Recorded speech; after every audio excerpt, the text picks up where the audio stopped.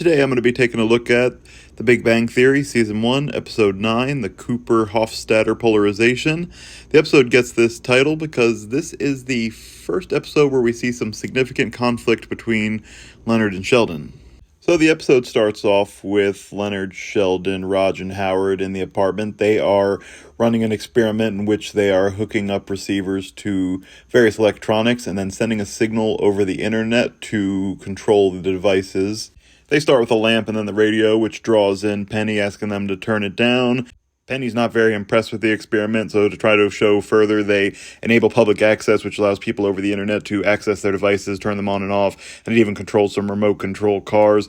A thing I find interesting here is that all the lights in their apartment start turning on and off. In the opening scene, we see Leonard place a little receiver on the one lamp by them, so I guess we're to assume that they put these on every light in their apartment, which you don't see around the apartment as it's going on, so I always thought this part was a little overdone. But they get some remote control cars going and chasing Penny because they're trying to see up her skirt, one of them being controlled by Howard because he cannot control his high levels of creepy. As they're cleaning up, Leonard discovers a letter to both him and Sheldon in the trash can, and this is the start of our conflict because the letter is an invitation for them to come and present research they had done together at an event. Basically, Sheldon had developed a theory and Leonard had designed an experiment to prove it. They wrote a paper together and they're being invited here to present. Sheldon doesn't like this idea. He thinks it's pandering, doesn't want to do it. So he threw out the letter without even checking with Leonard, who is interested in presenting their findings. Sheldon basically forbids Leonard from presenting it, but Leonard says it's his work too and he's going to do it anyway. Next, we see Penny helping Leonard get ready and pick an outfit. She's appalled by his clothing, or really more his lack of clothing options. And as they're doing it, Leonard is complaining about the situation with Sheldon. There's a couple things I do like in here. Penny gets a little view into Leonard's nerdy side. She finds his Bottle City of Candor model in the closet, and Leonard tries to give an explanation, which he regrets doing probably. And while going through his closet, Penny finds his original series Battlestar Galactica flight suit, and she asks him why he didn't wear it for Halloween. I love his response here that, well, it's not a costume, it's a flight suit. So we see here that Leonard takes these things pretty seriously. After this, we see Sheldon and Penny getting their mail at the same time. Penny decides to try to start some conversation with Sheldon going up the stairs so that she can talk about his disagreement with Leonard. When she brings it up, she says, you have a little disagreement, and Sheldon makes a fun reference here. He says Galileo and the Pope had a small disagreement. That disagreement he's referencing is that Galileo was teaching that the Earth and the other planets revolved around the sun, and that the sun and not the Earth was the center of our universe. This ended in Galileo being put on permanent house arrest for the rest of his life, so not exactly a small conflict. But this shows how serious Sheldon takes it when somebody goes as far to disagree with him.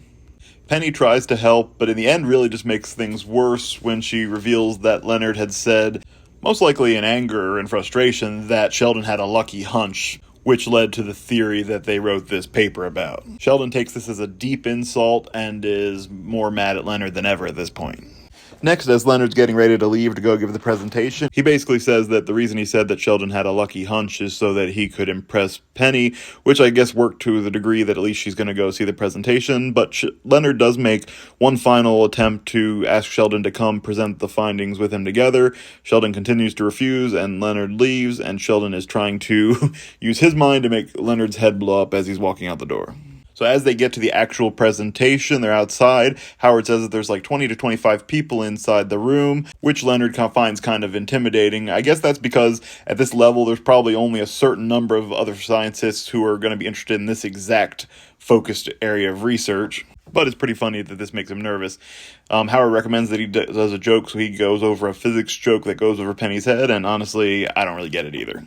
So when Leonard's giving the actual presentation, one thing I find interesting is that he references supersolids, which is something that Sheldon also references that he discovers way, way later in the show. So I think it's interesting that those two things might match up, and it would make sense that he's continuing down the same avenue of research.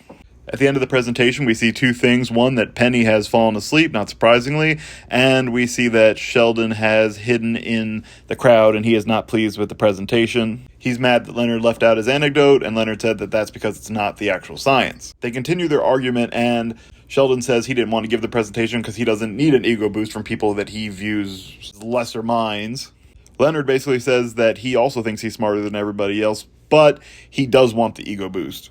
Sheldon resumes trying to blow up Leonard's head, and they end up getting into a physical altercation and rolling on the floor, which is, unbeknownst to them, being recorded by Howard to later be uploaded on YouTube. I like where Penny asks if this is what normally happens at these things, and Howard says, more often than you think. Leonard is back at their apartment after the event, and Sheldon walks in, and he's shocked that Leonard hadn't offered him a ride home. I don't know why he's shocked by this after what happened, but he basically doesn't understand why Leonard's upset, because Leonard wanted him to come in the first place, and he did. And Leonard says, yeah, you're right, I'm the problem. Sheldon takes this as an apology.